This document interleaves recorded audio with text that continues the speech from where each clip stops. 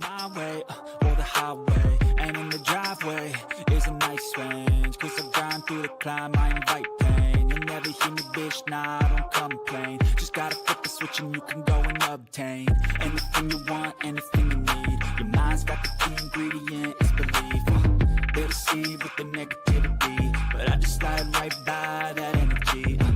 Even when you feel low, you can still go. Even when you feel slow, you can still go. Even when there's no hope, you can still go. I never answer to no, man, I still go. Go, go, go, go, go, go, go, go, go, go, go, go, go, go, go. What's going on, everyone? Welcome back to the Gallop Out. I'm your host, Ryan Anderson, being joined by my co-host, Jackson Muniz. And Mikey, it's been 3 weeks in a row. You're my other co-host at this point. Obviously, within the money, joining us once again as we go through the late pick five for this Saturday opening weekend at Fairgrounds. It's exciting, Jackson, right? how you doing? To be on here. I can't imagine 3 weeks in a row with you guys. I must be part of the team, man. I'll be on here with Andy soon. Then what? Hey, then it's a party, right? Jackson, how are you doing? It's a party. I'm doing good. How you guys doing? Happy Wednesday. Doing good. Doing good. We are joined by one more person tonight, who normally, Jackson, you and me, are the co-hosts for over on the HHH Racing podcast for Pacific Horse Players. But he's joining us today to go over this Fairgrounds late pick five sequence. It's little bro and Noah Maher. What's going on, Noah? What's up, fellas? Happy hump day. Who invited this guy? Happy. No, but you were talking about co-hosts. You two guys at the top. You're my co-host. There we go. Yeah, we are your co-host, truly. JD Fox is in the chat. What's up, JD? Will the grounds truly be fair? I hope Ryan can shed some insight. Hey, their turf course looks pretty good. That's the best that turf course has looked in years. They didn't put any roundup on it, so that's obviously a positive, or whatever happened a few years ago. So we're back, and that's looking like the Masters type turf course. Wouldn't you say, Noah? Yeah. Sure, Jackson would know all about it. Well, he doesn't really find himself there very often, but whatever. Oh, and you have? Yeah, bro. Whatever. Start the races. Let's go. Come on. All right, we'll kick things off. Again, we're doing a late pick five, 9-race program. It's Louisiana Stars Day, or Louisiana Champions Day, rather. So you have some state-bred races. And we're going to kick it off. We're going to mile state-bred optional claimers on the turf, 3-year-olds and upwards. I'll throw the picks up on the screen. Myself, Jackson, Mikey, and Noah, all the same top picks with the 9. Mikey, Jackson, and myself are all going 9-5. Noah is working overtime, going 9-7. Noah, you're the guest. Will start with you with the number 9. Wish carefully. Man, it's a consensus top pick. I don't love that for the how the records normally turned out between us. But Jack, go ahead and kick us off with the 9 here. Well, it's a little scary that not only is it a consensus top pick, but our consensus top pick is 1 for 16 with 2 seconds and 4 thirds. So I guess that shouldn't really be a huge vote of confidence. But it seems like once they put this gelding on the grass, things changed. His first time on it was fine, 3 back, and then a Colonial. I think a replicating effort of that probably wins the race. Now, I think you can throw a line through the last race to Keeneland that was much tougher. Chapman's Peak, I think, is in the stake at Churchill on Saturday. The name of the stake is passing me right now, but that was much better. So I think you can excuse the effort, and he's going to find himself in a forward position. And I think a forward position on this turf course is always key, I think. I'm with you. I didn't see a ton of speed in here. I thought Wish Carefully would be in front early and probably be in front late. Broke the maiden 2 back, and I thought was just overmatched last time out. Mikey, Jackson, anything to add on the number 9, Wish Carefully? No, he seems pretty obvious in here, and the fact that we all have him on top makes me think he's not going to be 5-1. I think Noah hit the nail on the head. That last race just came again so much better at Keeneland. I mean, this is a massive drop in class. He's supposed to make the front in here. I think the cutback is going to do him a lot of good too, because he really was fighting to the stretch. I think it was like that last final furlong as he called it a day, and he was up there the whole time. Miles should be right in his wheelhouse. Even if he doesn't make the front, I think he can sit just off of it. So he seems very obvious in this spot. He does. Mikey, we'll go to you now as you'll talk about our second choice between Jackson, myself, and you is Flash and Class, the number 5. Yeah, this horse, I think, gets back to the turf here. Had a little bit of I think, a prep type race at Delta in October, going 7.5. I just pitched that race out. This horse is 4 turf starts. He has a win in 3 seconds. So this is where he belongs. And if you look at that, just like that previous horse, he had 3 starts on the turf with 1 win. So yes, the records don't look great, but the turf records are much, much better for these horses. So that's what I want to look at here. I don't care about those dirt races. They're meaningless in this context. So another horse that should be forward here. Certainly, I do think the turf suits him better than most of these. And it's state bred, claiming type life, non-winners of so many per life, non-winners of 3 life, things like that. So these are horses that have a lot of starts, a lot of losses. I do think that the 9 and the 5 are probably the best grass horses in the race. So those are the 2 that I would probably use in multis. I'm not interested in many others.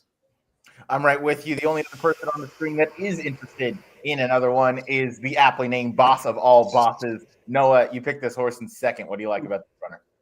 Well, I feel like for the second spot, it's either the 5 or the 7, right? And obviously the form of the 5 is a little dirtied up, but I see 2 races, if not 3 on the page from the 7 that are better than the 5. And I know for sure that it's against much better. It just kind of seems like the 5 is the best of the state bred group.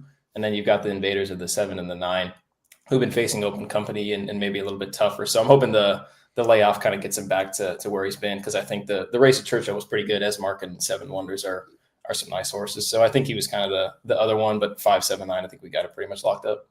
Yeah, I would say so. I think we got it locked up. That's race number 5. I'm going 9-5. Jackson's going 9-5. Mikey's going 9-5. And Noah is going 9-7. Real quick, before we move on to the next race, be sure to go over and check out the audio version of this. That'll become available or anywhere on In the Money, available at inthemoneypodcast.com.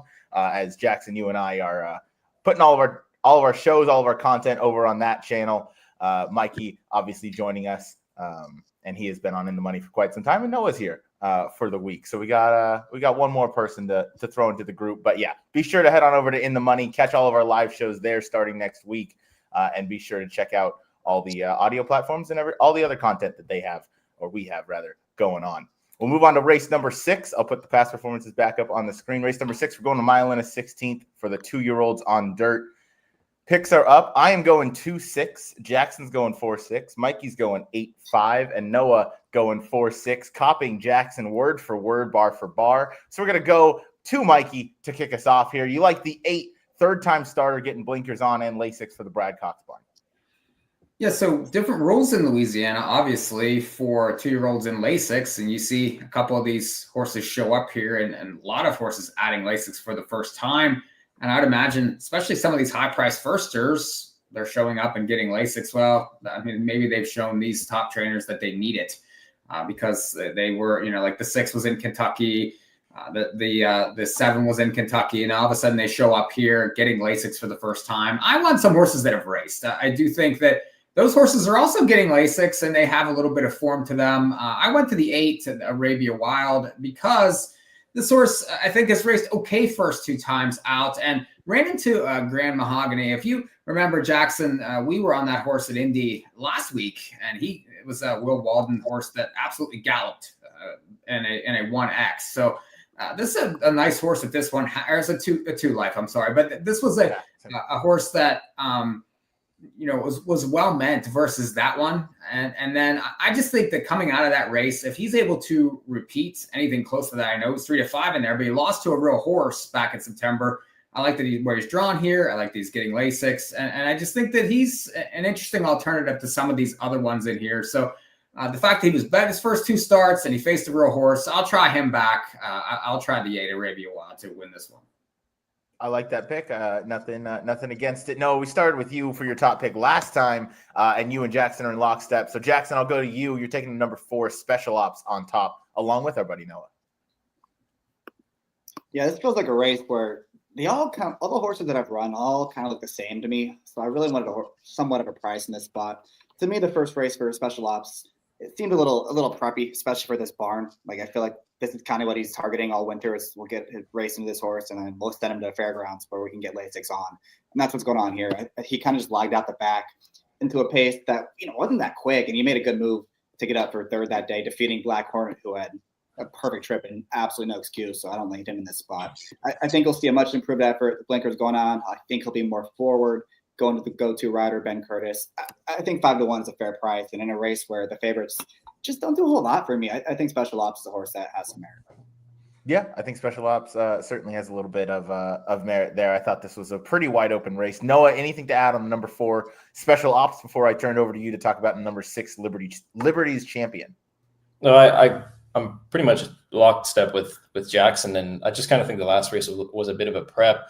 I know he had this horse working at Ellis, and then they took him over to Keene. It looks like they were just trying to get a race into him before they took him down to Fairgrounds, because Rob Atras, I looked at it, he's only run 3 horses at Indy in the last 5 years. So it's not really a place that he goes to very often. So it just looked like they were trying to get one into him and then take him down to New Orleans and get him ready for the race on Saturday. And then the 6, I found it interesting that Martin Pedrosa ended up on this horse rather than the 8. And Pedrosa definitely rides a good chunk of the stock that Cox kind of keeps at Indy. They paid $300,000 for him. He's a son of Constitution, and seems like the dame side's all right. So just the fact that they end up showing up here and Pedrosa bothers to ride, I thought that was enough to put him in second. Yeah, I picked this one in second as well. Jackson, you also did. Anything to add on the number 6 Liberty's Champion? No, I agree with Noah. The big key for me is that Pedrosa rides this horse, because I already wasn't in love with the 8. So the fact that Pedrosa is riding this Brad Cox runner instead of the Morning favorite, I think tells me which horse I need to be on in this spot. Mm-hmm. I'm with you. The jockey booking kind of went a long way here. One of the last horses we'll talk about, I like the number 2 El Capo on top. I like those 2 races at Woodbine to start the career. Felt like he got some good improvement going 1 turn to 2 turns in that second career start, and certainly took a step up against behind Deputy Curlin last time out. I think he can transfer that over onto the dirt. Authentic has been pretty good on any surface, but I think dirt and synthetic seem to be his top 2. So I thought maybe a bit of a fuzzy, and you might get away with a bit of a price here on the number 2 El Capo. So I want to take a bit of a stab against all the Indy horses that have invaded, but I share the opinion of pretty much everyone on the screen that we want a horse with some experience. Last horse we'll talk about, Mikey, I'll throw it back out to you, the number 5 Black Hornet coming in from Indy as well. So just a couple of things with this one. I know Jackson says that the 4 was better in that race there on October 2nd. But here's my thing with this horse. The reason that I picked the 5 over the 4 is the fact that he was in Brad Cox barn. They sprinted him first time out. He was bet. Then they stretched him out. I think this horse is going to benefit from Lasix more than any of these. And the fact that he's bred to go long, he's bred to be a decent horse. And the fact that he's been bet, he just looks like that he bled to me, and especially he made an early move wide, and he was favored. He was ridden like the best horse, but he just got tired at the end. And now he comes here and gets Lasix, new barn. There's just lots of things to like for me, and a horse that really I do think some people had faith in. Now he could be a money burner. He could just be no good, but I'm interested to see what happens when this horse gets Lasix. So that's why I put him in for second.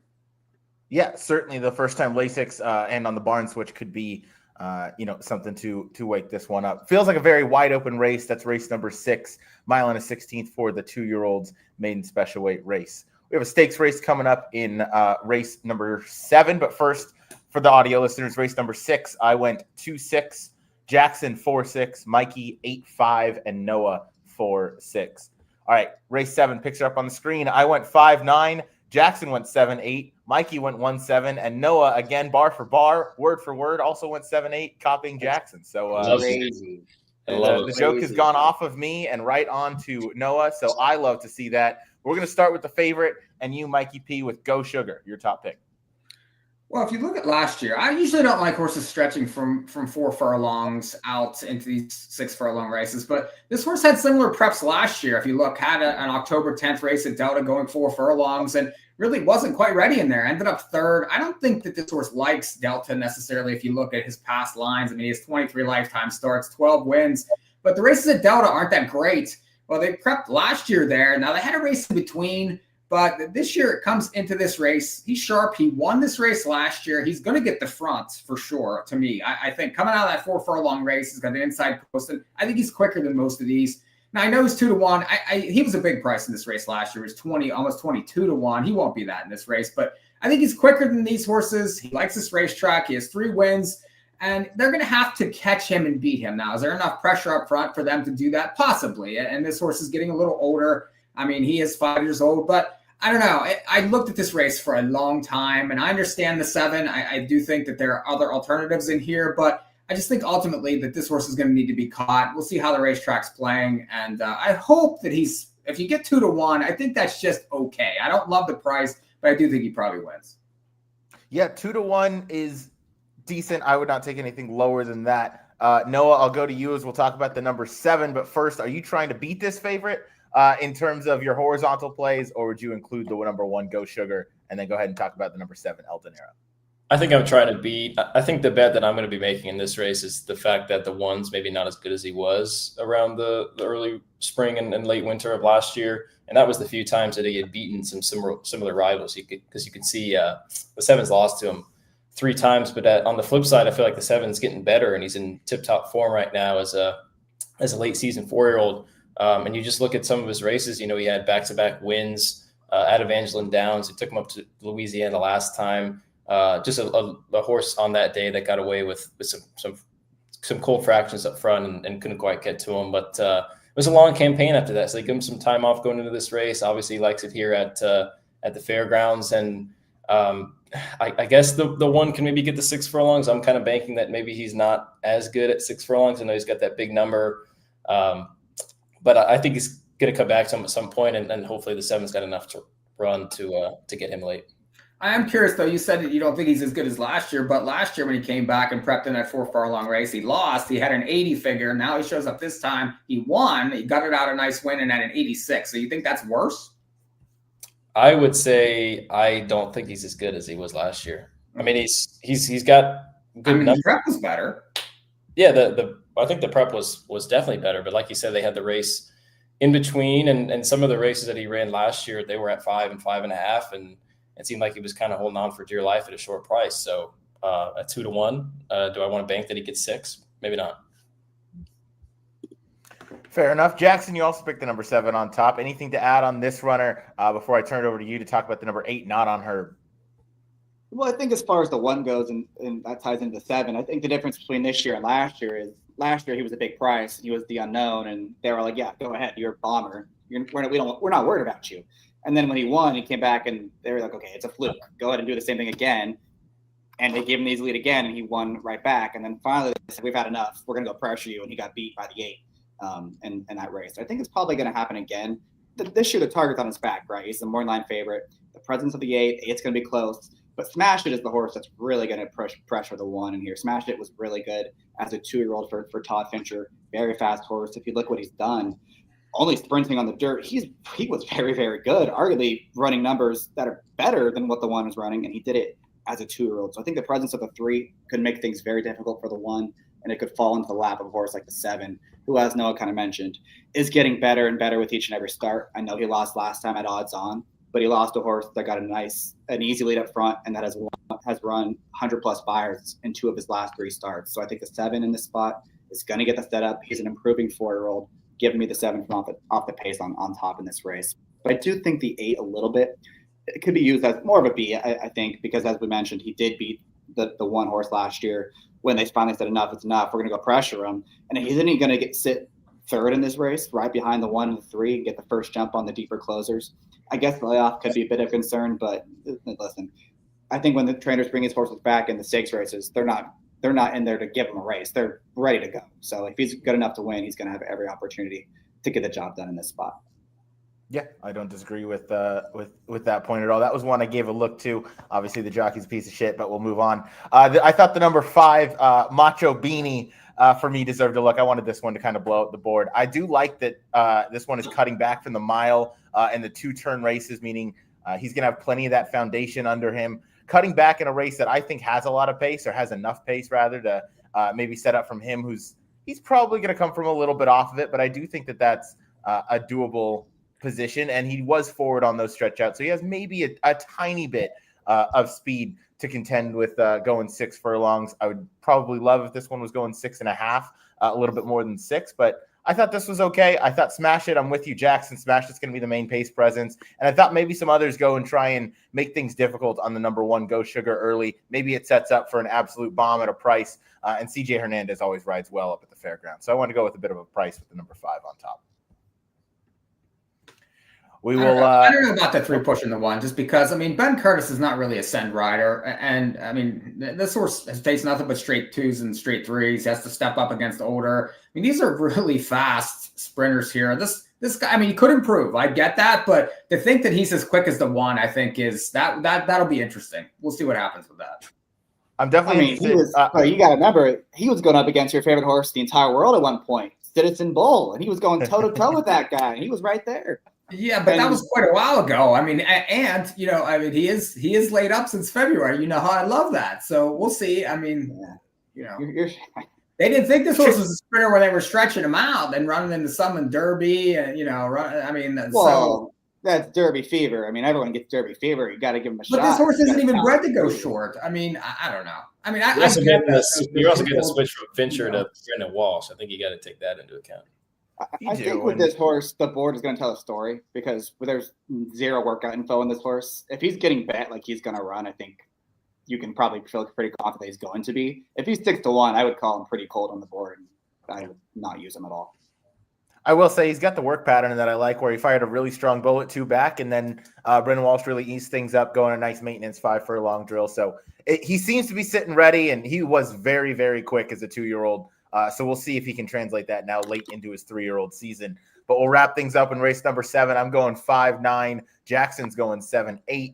Mikey's going 1-7. And Noah is going 7-8 as well. We'll move on to race number 8.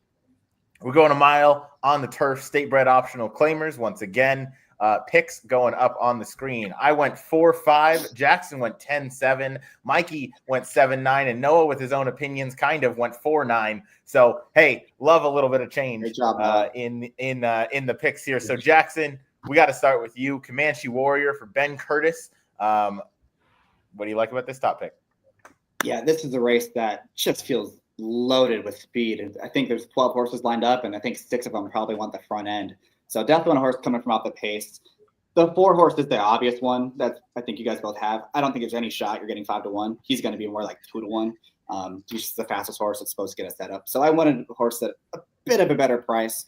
I think Comanche Warrior fits that bill in here. And the turf is obviously the biggest question mark, but he did run on it once as a younger horse, and he got a very similar number to what he was earning on the dirt at that point in his career. So I don't think the turf is necessarily a question mark for him, or it's going to be a problem for him, I should say, especially when he's going to be 12-1 in here. He's a horse that is capable of closing from off the pace. He's not going to be near the front. He's going to come late with his run. And look what he's done recently on the dirt. I mean, those are numbers that fit really nicely against his group. So he's got Ben Curtis. He's got things going for him. And I think 12-1 is a good price for a horse that's supposed to get a setup. I'm with you. I don't think the 12-1 is a bad price at all. I'm not going to try and talk you off. And Ben Curtis rode phenomenal here at the Fairgrounds meet last year. So certainly nothing to knock, and he's taking that turf form all across the country. Noah, we'll go to you. We share a top pick in the number 4, Pegaso. Probably not going to be that 5-1, but does have the strongest numbers, looks to get the setup. Anything else you like about your top pick in here? No, I think he makes a lot of sense. I think he could probably replace that 1 with a 2. 5-2 would probably be a pretty solid price on him. But like Jackson said, it seems like he's going to get a setup, and you see some of his prior races. He's just been running in races that he hasn't necessarily got the setup. You can totally toss the last race that was on dirt. And then just 3 out of the 5 races before that have been on the grass, and they've been very good efforts, which I think you can make really good cases that they're one of the fastest, if not some of the fastest numbers just from anybody in this race. So he's run some good numbers. He's done it against decent fields where he's had some horses that have beaten him that have come back and won. He just seems like he makes all the sense in kind of a murky race. He's kind of the one that you could maybe lean on. Yeah, Mikey, a bit of a murky pace. Well, maybe not murky pace scenario, because it does appear that there's plenty of speed in here, but maybe a bit of a murky race in terms of just not a whole lot of horses that really wow you in here. But you ended up with the number 7 House Bourbon as your top pick. Yeah, I thought this race was this is a good race. It's really tough. I think you could spread out here and use plenty. I think I used House Bourbon because I like the 8-1 morning line. And really, talk about races with no chance. I mean, they put this horse in a Delta last time against Touch Upon a Star. And I mean, there's just no way that this horse was going to do anything in that spot. But his turf races aren't terrible. And, you know, if you look back to some of the races at Evangeline, they're sharp. This horse has speed. Now, there is some speed in this race, but this horse has 4 turf wins. And, you know, if you look, you know, like Jackson picked the 10. I mean, that horse has never seen the turf. Now, well, maybe, you know, he might jump on the turf and be okay, but he's made 168,000 on the dirt. And, you know, his sire has 1 turf win lifetime. So as far as siring, so I mean, you have to get a price there. You're going to get a price in the 7. This horse has 4 lifetime turf wins out of 5, you know, of his wins. So I just think that sometimes I like horses like this that, you know, are going to take to the turf. You know that this horse, this is what he wants to do. He had absolutely no chance last time, and he's going to be a price in this spot. So I just think that he's going to be, maybe gets that right trip up close to the pace, and he's got the class. He's been in some really tough spots also, if you look some of those state bred stakes lines back from earlier in the year. So he's got some class to him. He's got some back numbers, and he's going to be a price. So I think that that's, you know, a horse that in a wide open race that I definitely want on side. Yeah, House Bourbon definitely has you know, some class to get back to. I was going to ask you about the pace scenario, but you kind of told us the trip that you envision him sitting, which is maybe a little bit closer to the pace. I'll ask you, and then Jackson, feel free to chime in as House Bourbon is your second pick. Do you think House Bourbon has a chance to, you know, make all on the front end? That seems to be where maybe he's at his most comfortable, and he is very fast early. So do you think with some intention he can clear off and take them all the way, or do you want him sitting, you know, maybe a length off? No, I think he can. If you look at his pace figures, they're quite fast. And another thing I didn't mention earlier was that the horse was claimed to back and then shoved in a $100,000 stake race. So if you look back, you know, September 22nd, his 144, 141, 121 early pace figures. The race prior, 134, 121, 107. Well, look around this page, and there's not too many horses that can keep up with him early. Can he hang around? We'll see. But I do think he's going to be up close. He's got some class. We'll see. Second time for the barn. They obviously were ambitious first time that they put him back in. So he's just, you know, he has to fight the pace in here. Can he get the right trip? I hope so. But I mean, that's the issue. Can he overcome that? Yeah, Jackson, I'll turn it over to you. In the past on opening weekend, if my memory serves me correctly, we've seen the speed play rather well on the turf. Do you think what's the trip you envision for the number 7 House Bourbon? He's got to go. He's ran 27 times. You look through all 27 races. He has never passed a single horse in his entire life. So his only chance is to go to the front end in this spot. And I think sometimes when you have these races that are loaded with speed, the horse that makes the front is the one that you want, because all the other speed horses are not comfortable. They're all out of their element, and everyone else towards the back has to go much faster too. And that's how you end up with these wire jobs at prices like this at 8-1. So I do think he is the best of speed in this race.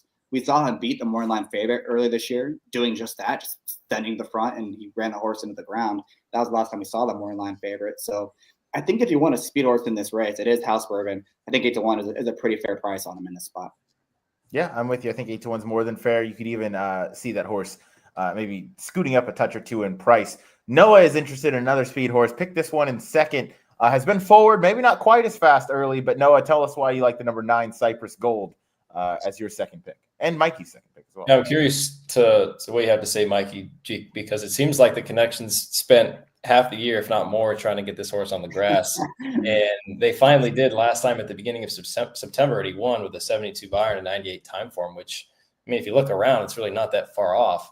And it seems like he's got enough speed to where he can maybe get into the second flight, but also, you know, it seems like Rodriguez would be smart enough to ease off of it, and let horses like the 7 and the 12 go and really heat things up and hopefully he's able to kind of sit that second flight. I know he's kind of been on the lead with maybe some slow paces, but I think that will naturally maybe get him to sit, and he's off the layoff, and 2 of his wins have been on the grass, one of them here at the Fairgrounds. So I just thought he was really fascinating. It seems like if the board tells you that he's live, he's probably going to be live.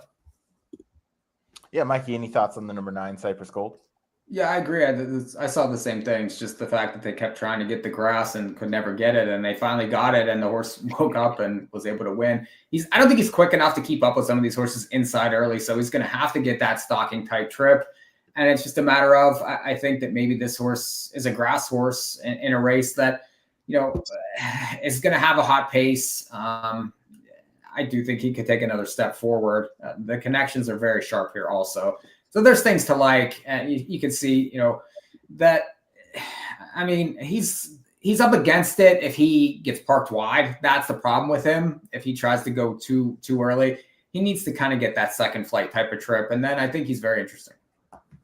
Are you guys at all worried that all 3 of his wins came on the front end and he's probably like the 5th most likely horse to make the lead in this spot? I don't know. I think he's hard to gauge because there's just so many races that they tried to get on the grass and couldn't. So I don't know. That could be circumstantial. It's not. You're not wrong, but he's not quick enough to get the front in this race. You're totally correct about that. So he's going to have to maybe change his style to be able to be effective. We'll see come Saturday. One of the last horses we'll talk about, the number 5, Wicked Secret, horse I picked in second. I thought this one was another one that, might benefit from a hot pace up front, obviously.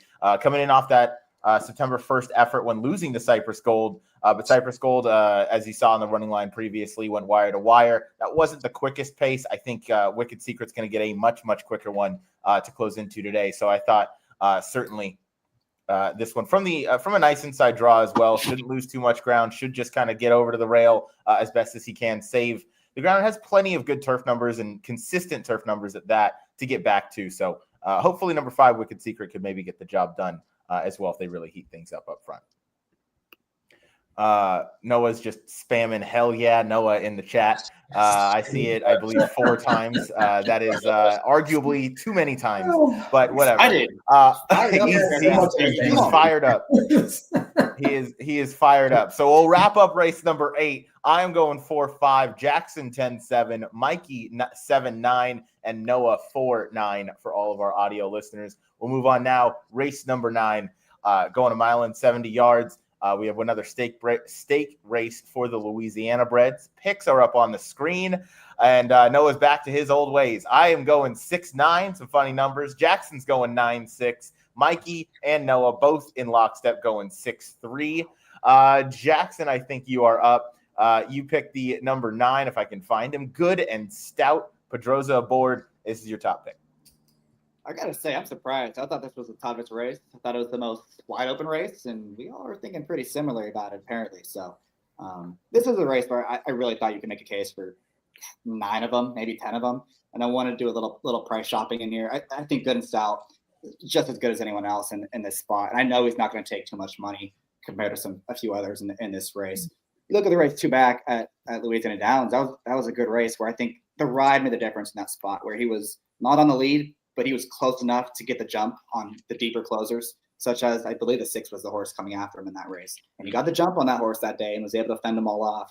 I kind of envision that being the same trip he gets in this spot too. And I do like that Pedroza bothers right back because you see what he's done with his horse in the past. He's always run well when Pedroza bothers to ride. So I do like that. Last time didn't quite work out over at Delta Downs. They were chasing Touch Upon a Star, who would be 1-20 in this spot. It was going 7 furlongs, a little shorter than he wants to go. I do think he, more than most, definitely wants to go the mile 16th, go into 2 turns. And again, I just think he's every bit as good as anyone else in here, and I know he'll be a fair price. So give me him on top. I'm with you. He's definitely every bit as good as the rest of this field going 2 turns. 1 turn, as you mentioned, 7 furlongs, probably not the distance that he wants to go. 2 turns, though, that is his game. A mile 70 is right in his wheelhouse, and Pedroza always rides him well. Something that is true with the 9, that is also true with the top pick of myself, Noah, and Mikey with the number 6, Highland Creek. Exiting a race facing Touch Upon a Star, the very good Louisiana bred who beat Open Company Integrated Stakes last year and has continued to roll. That's kind of the running line that I wanted to focus in and key in on in this race because, as Jackson said, you can make a case for about 10 of them in this field, but I felt like the runners that are facing, Touch Upon a Star, maybe they're the ones that I want out of there. Mikey, I'll go to you first. What do you say about the number 6, Highland Creek? Yeah, Touch Upon a Star. I mean, he actually beat Sierra Leone earlier in this year at Fairgrounds. And that horse is just a different level. This horse has faced that horse twice in a row now, finished second to him at Delta going 7 furlongs. And he's just always around it, right? If you look at his record, I mean, he's 45 starts. How would you like to own this horse? I mean, he's made $500,000, 10 wins, 7 seconds, 6 starts. I mean, he's right there all the time. And he just gets away from a really tough rival. Not chasing that one, I think, will be better for him. And he's just going to get the right trip to me in this race. And I think he's faster than most of these horses. So he should get that outside stalking type trip. And he doesn't have to chase down Touch Upon a Star. Now, like Jackson likes the 9. Well, that horse was able to beat this horse a couple back. So a lot of these horses look the same, really. And I think the right trip will make a big difference. So I don't mind him either. I think he has a shot. And he's going to be a price, too. I don't know, Jackson. Who do you think gets bet in this race? That's the thing. Like, who takes all the money? Because I know that you see some higher morning lines. I mean, who gets played in here? Because I don't really know where the reason I don't have him on top is I think he'll be favored come post time. Good luck. I think you're going to see the big numbers, see the open class last time, Touch Upon a Star. He was second to him. I think this horse is not going to be nearly 8-1. Mm-hmm. I'm with you. I thought this one was probably going to be in that 5-2 range. I do think it's going to be a race with a favorite above 2-1. If I had to guess come post time, it just feels like a very deep and competitive race. I don't think any horse should be lower than 5-2. Noah, what are your thoughts on that? And then the number 6 Highland Creek, your top pick as well. Well, I will say Mikey nailed it when he said that the 4 in the last race at Churchill on Saturday was going to be 2-1. We'll leave it at that. Everyone laughed at me. But yeah, no, I'm with you guys. I think he's clearly the horse to beat. I mean, you see he's lost the Touch Upon Stars last 2 races, which is why I think you're better off, taking your money somewhere else if you think that you're going to get 8-1 on him. And the only race that you could really poke holes in was when Jackson's pick, and then the horse that got second kind of got the jump on him. So I expect him to take quite a bit of money in the win pool. Yeah, me as well. We'll go to you. We'll stick with you, rather, Noah, with the number 3. Actually, we got to go to Mikey. Let Mike figure it out. Mike, you picked this one in second. Take us home with this. Yeah, total name play. I mean, any Mike horse I'm definitely going to be using on all tickets. I do think this horse has a chance, though. A couple off the turf lines were pretty sharp. He won 4 straight and then finished second last time in a more difficult spot that was off the grass. I do think this is a little bit tougher race, but this horse has a chance in here. He's just improving. He likes to win. Speedy. He has a win over the track, and he has Mike in the name. So, I mean, there you have it. Yeah, I mean, can't be beat when you have a name like Mike in the name. You just can't. Noah, anything to add on the number 3? Let Mike figure it out. No, I kind of feel like there's horses that are quick, but there's nobody that really wants the front end. I feel like Let Mike Figure It Out might be the one where they just let Mike figure it out on the front end, and he takes them the whole way. So he's in raging form. He's getting better with every start. They give him a little break going into here. Obviously, you see the trainer. He's doing very, very well for the year. So I'd like, if I were betting Mike's horse, to put this gelding on the lead and take your chances that way. Yeah, we haven't really talked about the pace scenario of this race as they're going the mile and 70 yards. But you bring up a really good point. There's not a whole lot of early gas in here. Let Mike figure it out. Certainly looks like he could lead them all the way. Mikey, we'll start with you. Do you think is that where you envision this horse early, or how do you envision the pace in this race? Yeah, I think he's got to go. Will the 1 push? Maybe. But the 3 looks quick early. I do think that he's supposed to get the front in this race. I think the 6, maybe the 5 and the 6 could be outside stalking. I would expect the 6 to be a little bit closer now. He wants to be closer. In the races that he's raced very well, he's been closer to the pace. In this spot, you're away from the killer, who's just way quicker than anything in here. He's going to be closer. So I could see them lining up 3-6 or some version of that. Yeah, I could see the same. I do think Let Mike Figure It Out definitely makes it to the front. So for our audio listeners, go ahead, Jackson. Does anyone find the 11 horse interesting at all? Hey Jude, because that comeback race was pretty great good. Song. It is a great song. I mean, they rode him like they knew he was going to win the whole way. Like, we're going to go 5 wide. We're going to move early on the turn. It's not going to matter because we have the best horse, and that's exactly how he ran. He crushed those. And I understand these are better horses, but boy, that was a good comeback. And if he takes a step forward, he could be right there. It was a good comeback, and I mean those are really strong connections with Tom Amos and Maggie Moss as the owner. They are win machines together, and not to mention, again, Ben Curtis is going to be aboard, and we've talked about his success at the Fairgrounds. So I do think the 11 has an outside shot for sure. We only have our top 2 picks in here, but I believe I had Hey Jude either 3rd or 4th. I'd have to check my notes, but certainly a contender up there. So, do we think Hey Jude maybe takes a fair bit of money, is either maybe favorite or second choice just based off that win last time and the connections? I think it's money. Yeah. I think he'll be about the morning line because just connections wise, I think he'll take money. He's a 3-year-old. A lot of he's less exposed than a lot of these other horses that we kind of know what they are at this point. So I do think the morning line is probably about right on this horse. Jackson, what did you think of that field though that he beat? Because if you look, I mean, there's a lot of 7,500, 15,000 kind of claimers in there. I know they wrote it for a 3X, and you don't really see too many 3Xs written at Delta, I wouldn't think. But that feels like that the horses that were entered aren't really a 3X caliber. Just looking at some of the horses that were in that spot. No, that's a very fair question, and I totally agree. What did he beat in there? Probably not much, but I do think again they felt like he was just going to win that thing, and he did. And now that he'd show up here, this tougher spot, I think is a sign of confidence for him. So I think the biggest question for me about this horse is the 2 turns. He ran well earlier this year in the second race, but the first race was bad, and he didn't have a crazy excuse that day. So I'm not sure he necessarily wants to go this far, but I do think he's very talented. I think the big issue for me, Jackson, would be the post. They're going 1.70 miles, which I'm not a Fairgrounds expert, but you don't have a ton of room going into the first turn, so just being hung out that wide. The horse that I think likes to show tactical speed. I was on the fence with him and the 5 because they kind of seem like the up and comers where you haven't seen them for a little while and they're a little slow, but they could definitely step up and make things interesting. Yeah, I will say sipping on gin has done very little wrong in his career. Never worse than second. Obviously, I guess the debut, but was awarded second purse money because the winner was disqualified, but has done fine routing. Maybe numbers are a little light, but as Noah said, this one, maybe you don't know entirely what the ceiling is on a runner like this as a late season 3-year-old. Also, Nantasket Beach went off at 4-1, not 2-1, Noah. So you're just making things up again. No, wow. I was from copying picks to just saying things. Noah's really taking the wheel.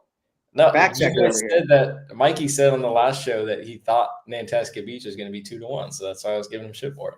Oh, you're doing it. Okay. Well, he did open at 5-2. To be fair, I mean, he took a fair amount of money off an 8-1 morning line, and the 9 took a big bet late, so I wasn't that far off. I did backtrack out of that after I said it.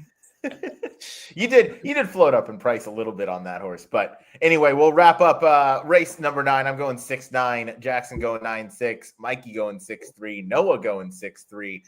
That is the show. That was a competitive sequence. Maybe not a star-studded late pick 5, but Louisiana Champions Day is always a good race card, and racing back at the Fairgrounds is normally a good thing. So, any other thoughts on this sequence other than all of us probably hoping that Paco Lopez never wins a race?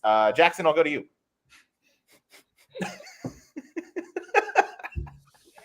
No thoughts. I do think it was a fun sequence, though. I think there are some races that were pretty competitive, and in a few of those for sure, I think you can find some value because I think there are a couple of favorites that are just going to be just way over bet and definitely going to be price shopping a little bit.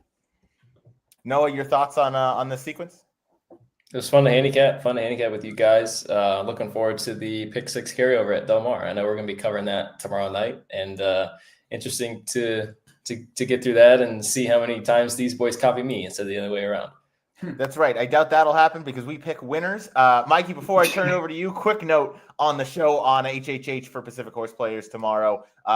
With Friday racing being canceled, it is an all dirt Saturday program. But yeah, we're going to be covering that $2 pick 6 with a carryover of over $51,000. So that's going to be a lot of fun to dive into. Mikey, your thoughts on this sequence, and then what we at the Money have going on this week?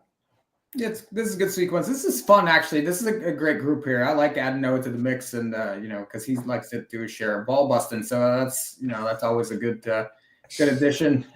As far as the sequence goes, Fairgrounds can be tough. I mean, you can get some bombs in there. So you got these big fields, you can get some chaotic results. So don't be afraid to take shots. Maybe include a horse or two that may be a big price because you get some of these pick 5s that pay huge.